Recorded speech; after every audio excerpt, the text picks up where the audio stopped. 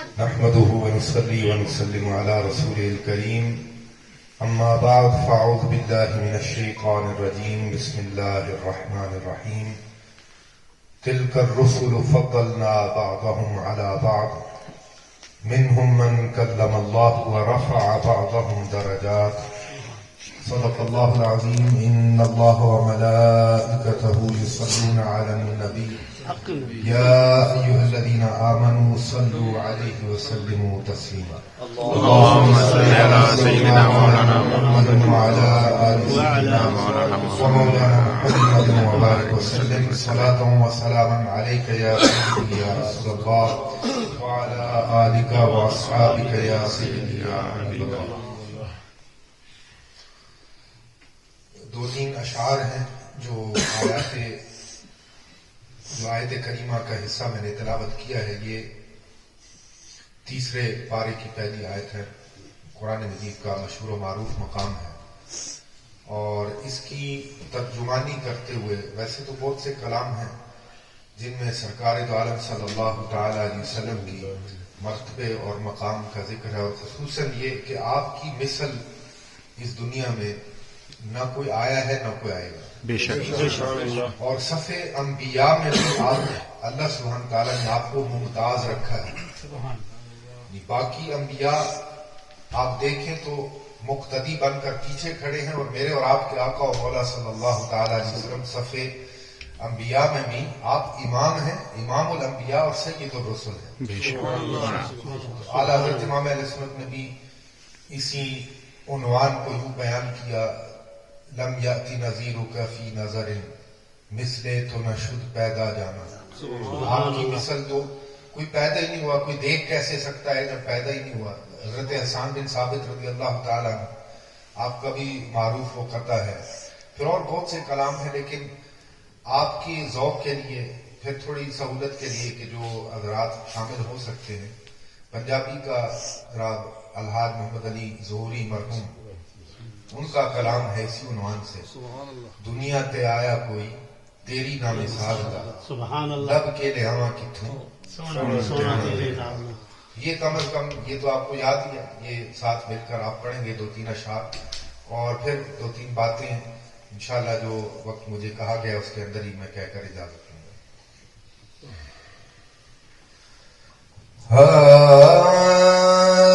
دنیا تے آیا کوئی تیری نا مثال دا. دنیا تے آیا کوئی تیری نا مثال دا. میں لب کے لیا کتھوں سونا تیرے حال دا. دنیا تے آیا کوئی تیری نا مثال دا. تو میرا محبوب نہیں دٹھا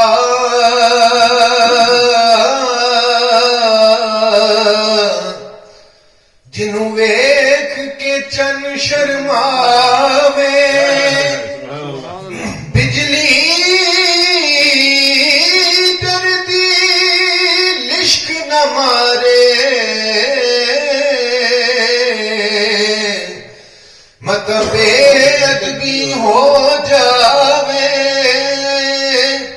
تے جے او چاوے سیر کرن رب اپنا عرش سجاوے. جے او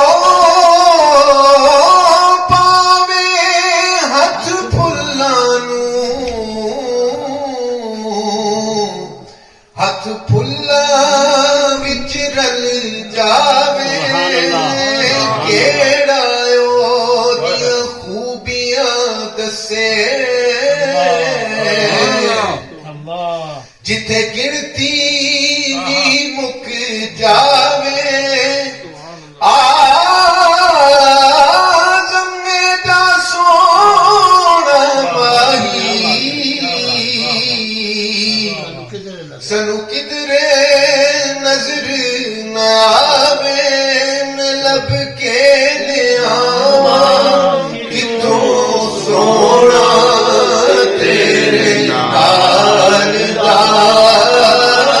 لب کے لیا کتوں سونا تیرے نال دا سرور کہوں کہ مالکو مولا کہوں تجھے باغ خلیل کا گل زیبا کہوں تجھے تیرے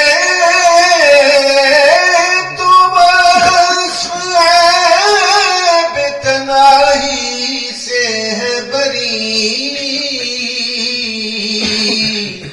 حیران ہوں میرے شاہ میں کیا کیا کہوں تجھے میں لب کے لیا کتوں سونا تیرے نال دا میں لب کے لیا کتوں سونا تیرے نال دا جب حسن تھا ان کا جلوہ نما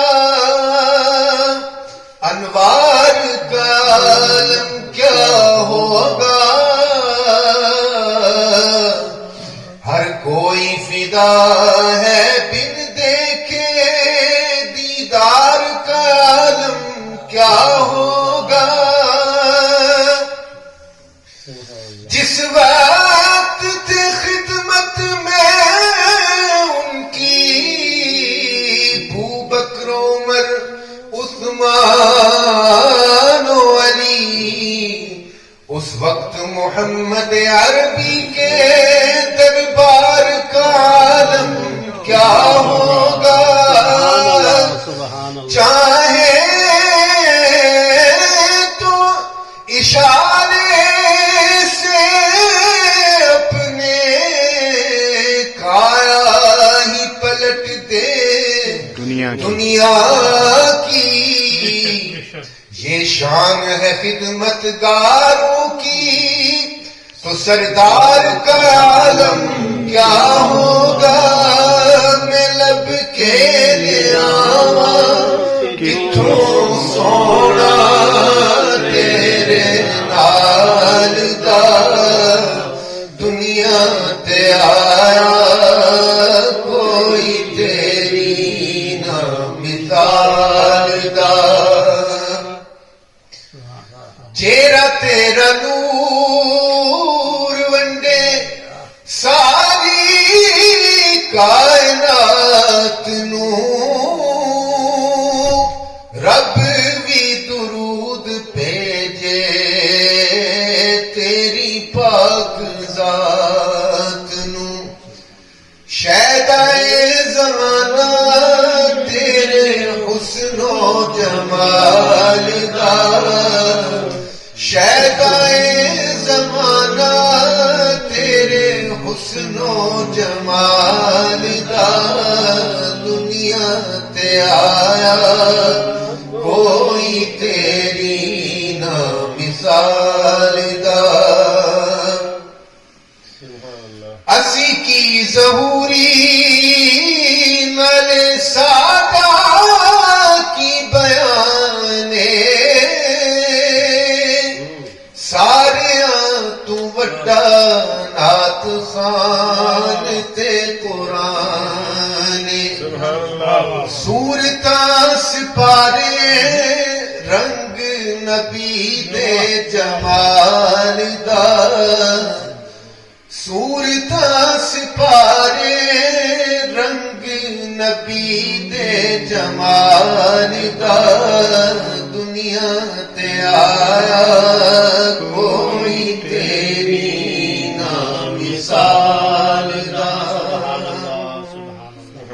حضرات گرامی قدر سب سے پہلے جو علی صاحب نے جو بات کہی اس سلسلے میں ایک آسان سا جواب آپ سب حضرات یاد کر لیں اگر آپ کے علم میں نہیں ہے تو اسے یاد کرنے میں انتہائی آسان ہے، وہ یہ کہ یہ بات بلا کسی اعتراض کے اور بالاتفاق، یہ سمجھ لیں کہ سب کا اس بات پر اتفاق ہے اور بلا اختلاف سب اس بات کو تسلیم کرتے ہیں کہ سرکار دو عالم صلی اللہ تعالی علیہ وسلم نے جو حج فرمایا ہے، اس حج، وہ حجۃ الوداع اسے کہا جاتا ہے کیونکہ اسی کے متصل بعد چند مہینے بعد نبی اکرم صلی اللہ تعالی علیہ وسلم نے اس دنیا سے وصال فرمایا، پردہ فرمایا، تو وہ حج کا دن جمعے کے دن واقع ہوا۔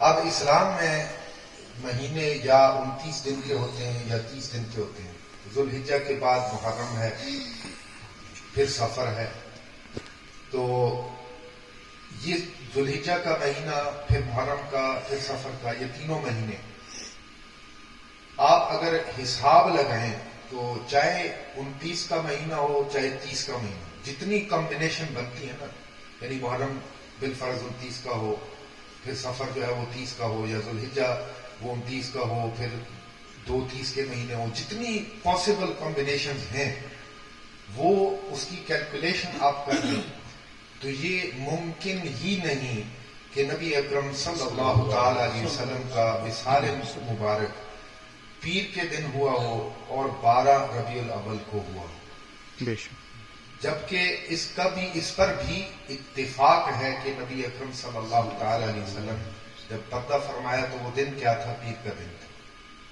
12 ربیع الاول کا پیر کے دن واقع ہونا میتھمیٹکلی، سائنٹیفکلی یہ ممکن ہی نہیں، ناممکنات میں تھا۔ یہ سوال کرنا کہ 12 کے دن ہی آپ کی ولادت ہوئی، 12 کے دن ہی آپ کا وصال ہوا، یہ سوال ہی بالکل بے معنی، یہ اس کا آسان سا جواب ہے اور اس کا کوئی توڑ بھی نہیں، یعنی کیلکولیشن کر کے دیکھ لیا جائے تو جتنی پاسبل کمبینیشن ہے یہ ممکن ہی نہیں، تو یہ اس کا آسان سا جواب ہے۔ جو آیت مبارکہ میں نے جو حصہ تلاوت کیا ہے، اللہ سبحانہ تعالیٰ ارشاد فرماتا ہے تلک الرسل فضلنا بعضهم علی بعض، یہ رسولوں کا گروہ ہے، اس میں سے بعض کو ہم نے بعض پر فضیلت عطا فرمائی، منہم من کلم اللہ، ان میں سے وہ بھی ہے جس سے اللہ نے کلام کیا ہے، جن کو اللہ کی ہم کلامی کا شرف حاصل ہوا، وہ سیدنا موسیٰ علیہ السلام ہیں، وَرَفَعَ بَعْضَهُمْ درجات، اور بعض کو ہم نے تمام پر درجوں سے فضیلت عطا فرمائی۔ یہ سب کا اتفاق ہے کہ اس سے مراد میرے اور آپ کے آقا و مولا صلی اللہ علیہ وسلم۔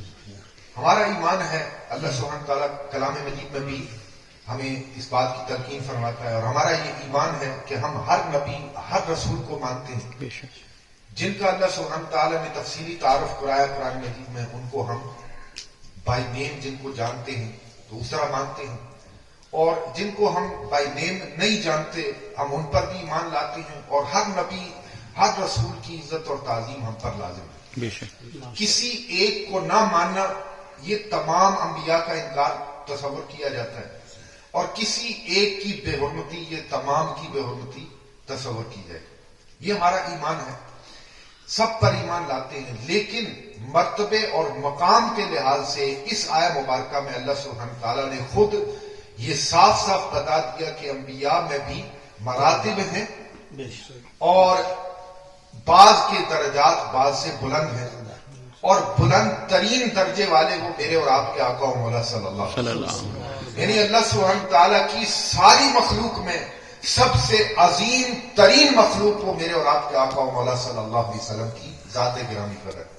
اب اس میں آپ دیکھیں تو ہماری فقہ حنفی میں ہماری جتنی بھی کتابیں اور خصوصاً جو ابتدائی کتابیں ہیں انہی میں آپ دیکھ لیں، نور الہدا ہے معروف فقہ حنفی کی ابتدائی کتاب ہے، اس میں جہاں نماز کا ذکر ہے، نماز کے مسائل ہیں، وہاں باقاعدہ جہاں امامت کا ذکر ہے اور امامت کے جو ابواب ہیں وہاں یہ مسائل بیان کیے گئے ہیں کہ اگر مقرر امام نہ ہو، اگر کوئی امام کسی جگہ پر مقرر نہ ہو اور لوگ جمع ہوں، نماز کا وقت ہو، تو پھر مصلی امامت پر کس کو کھڑا کیا جائے؟ احق بالامامت کون ہوگا، یعنی امامت کا زیادہ حقدار اس وقت کون ہوگا؟ جبکہ صاحب خانہ یا مقرر امام وہاں موجود نہ ہو.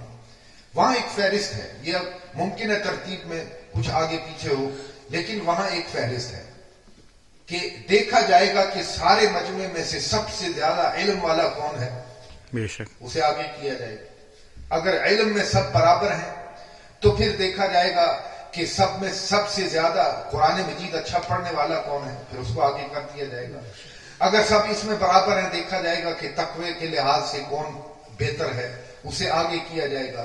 عمر کے لحاظ سے کون بڑا ہے، اسے آگے کیا جائے گا. اگر ساری صورتوں میں پھر برابری چلی آتی رہے تو پھر جس کے کپڑے زیادہ صاف ہوں، صفائی کا زیادہ خیال رکھنے والا ہو، اور پھر اس میں یہ بھی ہے کہ اگر پھر بھی برابر ہیں تو ایک مقام یہ آتا ہے کہ دیکھنے میں جو سب سے خوبصورت ہو، سبحان اللہ، سب سے بھلا ہو، لوگوں کی نگاہوں میں اسے آگے کیا جائے. میں آپ کو دعوت دیتا ہوں، آپ ذرا سوچیں، یہ مسئلہ شب معراج تو پیش نہیں آیا ہوگا، کیونکہ وہاں تو اللہ سبحانہ تعالیٰ نے یہ امامت کا تاج سرکار دو عالم صلی اللہ علیہ وسلم کے سر پر رکھنا تھا. یہ پہلے طے شدہ تھا، آپ مقرر امام تھے. لیکن بالفرض اگر ان شرائط پر بھی دیکھنا ہو تو ساری شرائط آپ دیکھ لیں، سرکار ایک طرف نظر آتے ہیں، سارے انبیاء دوسرے ایک بے طرف شک نظر بے آتے شک ہیں. معاذاللہ اس میں کسی نبی کی کوئی تنقیص یا کسر شان نہیں ہے. یہ سارے انبیاء من جملہ جتنے بھی ہیں جو ہم جانتے ہیں نہیں بھی جانتے، یہ اللہ کی سب سے بہترین مخلوق ہے. بے شک کوئی آدمی کسی امت سے تعلق رکھتا ہو، چاہے کتنا ہی پرہیزگار کیوں نہ ہو، وہ کسی نبی کے درجے کو نہیں پہنچ سکتا. یہ خاص اللہ کی عطا ہے، تو اس میں کسی کی کسر شان نہیں ہے. لیکن ایک خاص حوالے سے میں ایک دو باتیں، وقت محدود ہے، 2-3 منٹ ہی باقی ہیں. سرکار دو عالم صلی اللہ تعالی علیہ وسلم کے معجزات کے حوالے سے کبھی پھر موقع ہوا تو تفصیل میں یہ بات عرض کروں گا. صرف ایک بات اور ایک مثال اس کی پیش کر کے میں ختم کر دوں گا. معجزات کو آپ دیکھیں تو امام نبہانی، امام یوسف بن اسماعیل نبہانی رحمۃ اللہ تعالی علیہ، ان کی کتاب ہے حجت اللہ علی العالمین فی معجزات سید المرسلین صلی اللہ علیہ وسلم. یہ نام آپ یاد کرنے کی کوشش کریں، یاد رکھیں. پورا نام یاد نہیں رہتا تو امام نبہانی اتنا کم از کم آپ یاد رکھ لیں. یہ اعلی حضرت کے ہم اثر ہیں، اور دونوں کی آپس میں خط و کتابت بھی رہی ہے، اور دونوں کی جب شاعر عظیم پائے کے شاعر ہیں دونوں، اور پھر جو انہوں نے کتابیں لکھی ہیں وہ دونوں کی دیکھیں تو پتہ لگتا ہے کہ جو ایک قلم ہندوستان میں چل رہا تھا، ایک قلم عرب کی سرزمین پر چل رہا تھا، لیکن سیاہی دونوں میں ایک ہی جگہ سے عشق مصطفیٰ. اور پھر وہی اعتراضات اور وہ مشکلات جو اعلیٰ حضرت امام اہل سنت کو پیش آئیں، اور جہاں آپ نے فتنہ وہابیت کے سامنے دیوار بن کر آپ کھڑے ہو گئے، اسی طرح وہی سیم صورتحال یہاں پر تھی امام نبہانی رحمۃ اللہ علیہ کے. ان کی پیدائش فلسطین میں ہے اور ان کا وصال بیروت میں ہوا ہے، بیروت میں ان کا مزار ہے. یہ کتاب ہے آج سے بہت عرصہ پہلے، 10-12-14 سال پہلے، جب میں نے مانچسٹر دارالعلوم، اس وقت میں نے 5-6 سال جمعہ پڑھایا تھا، تو جمعے کے دوران ہمارے شاہد بھائی یہاں موجود ہیں، ان کو یاد ہوگا، قریب 2 سال سے زیادہ عرصہ لگا تھا، لیکن یہ پوری کتاب میں نے جمعے کے درس میں اس کو بیان کیا تھا اول سے آخر تک.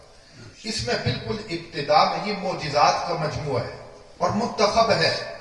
آپ ایک اصول بیان کرتے ہیں، کیوں کتاب لکھ رہے تھے نا معجزات پر، تو ایک اصول بیان کیا، ایک ضابطہ بیان کر دیا عقائد کا، کہ سارے معجزات کو جمع کرنا کس کے لیے ممکن ہو سکتا ہے. آپ یہ لکھتے ہیں کہ ہمارا اہل سنت و جماعت کا یہ متفقہ عقیدہ ہے کہ ہر نبی، ہر رسول جو بھی سرکار دو عالم صلی اللہ علیہ وسلم سے پہلے اس دنیا میں آیا، ان کو جو بھی معجزہ عطا ہوا وہ سارے کے سارے معجزات جمع کر کے سرکار کو عطا کیے گئے، اور صرف عطا نہیں کیے گئے بلکہ اسی صورت میں یا اس سے بہتر صورت میں عطا کیے گئے.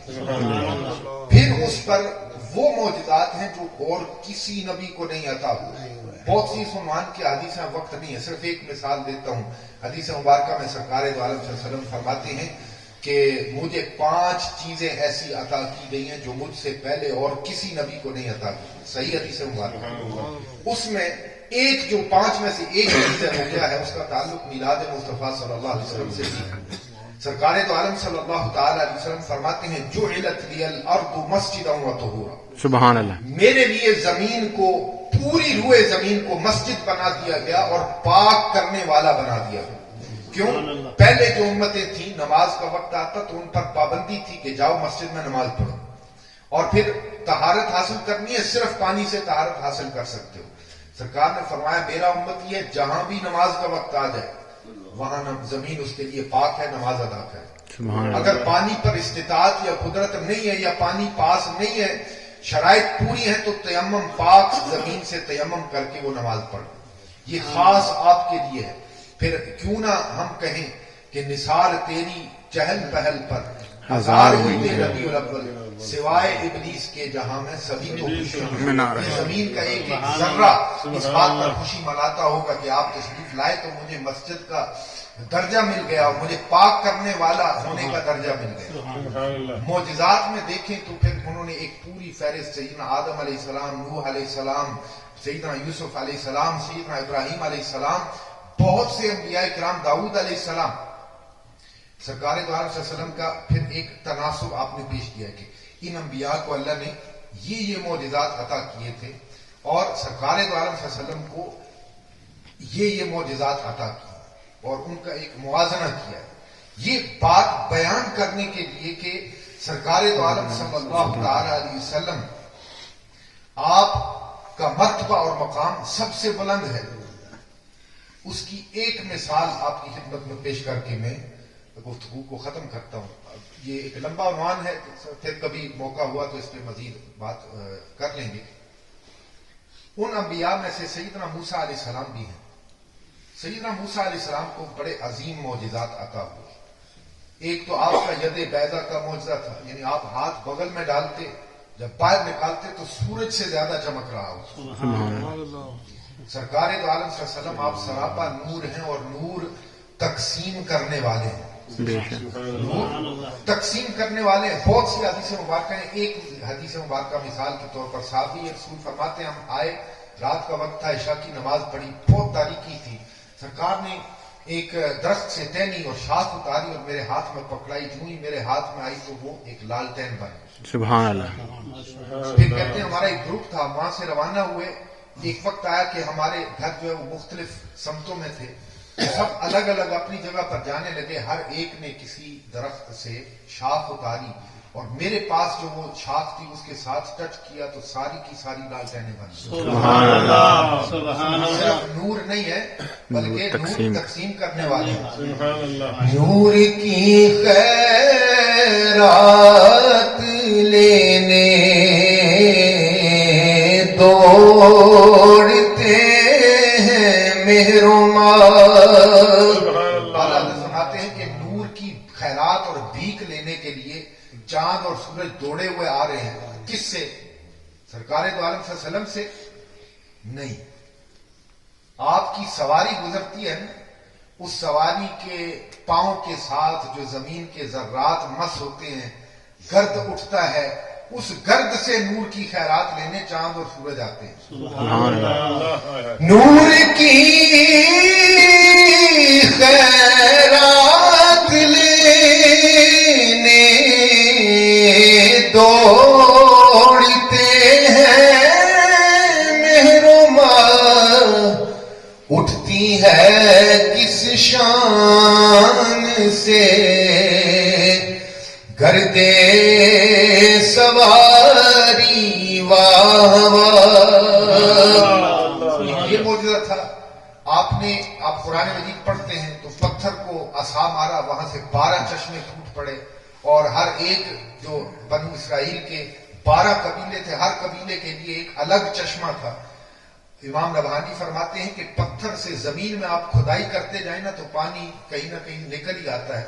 یہ اللہ کا عظیم معجزہ تھا کہ انہیں یہ ایسا پتھر دیا جو آپ یوں سمجھیں کہ ساتھ ساتھ چل رہا تھا، جہاں پانی کی ضرورت ہوتی ہے آپ چھڑی مارتے وہ پانی آ جاتا ہے۔ اتنا عظیم معجزہ ہے۔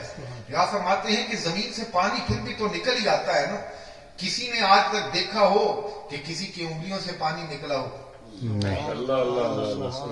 ندیاں پنجاب رحمت کی ہیں جاری، واہ واہ۔ یہ پھر اس کا ذکر کیا، پھر آپ فرماتے ہیں کہ آپ نے عصا اپنا سمندر میں گاڑ دیا تو یہ بڑا عظیم معجزہ ہے. صرف ایک رستہ نہیں بنا، جس طرح پانی کے 12 چشمے تھے نا، 12 رستے بن گئے.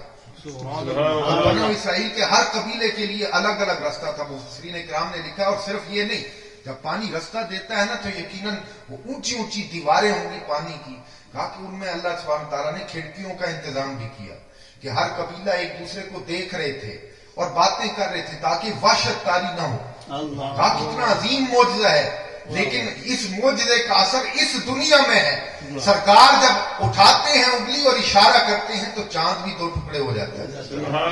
آپ کی حکومت صرف اس زمین پر نہیں، آپ کے معجزے کا اثر صرف اس زمین پر نہیں. آپ فرماتے ہیں کہ دونوں معجزات کے درمیان آپ دیکھ لیں تو بڑا نمایاں فرق نظر آتا ہے.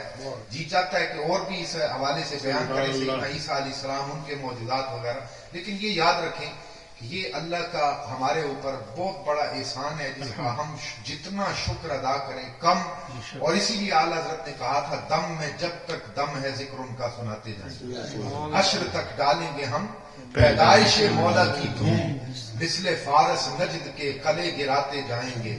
خاک ہو جائیں جل کر ادو مگر ہم تو رضا، دم میں جب تک دم ہے ذکر ان کا سناتے جائیں گے. آخری سانس کے ساتھ کیوں یہ سرکار کی امت میں شامل ہونا، یہ وہ شرف ہے جس کے لیے موسیٰ علیہ السلام اللہ کی بارگاہ میں دعا کرتے رہے کہ باری تعالیٰ اگر مجھے وہ آخری امت، یہ بڑی لمبی حدیث ہے، تو رات میں آپ نے ذکر پڑھا اس امت کا اور اللہ کو کہا باری تعالیٰ اس امت کا میں نے ذکر پڑھا ہے، وہ امت مجھے دے دے.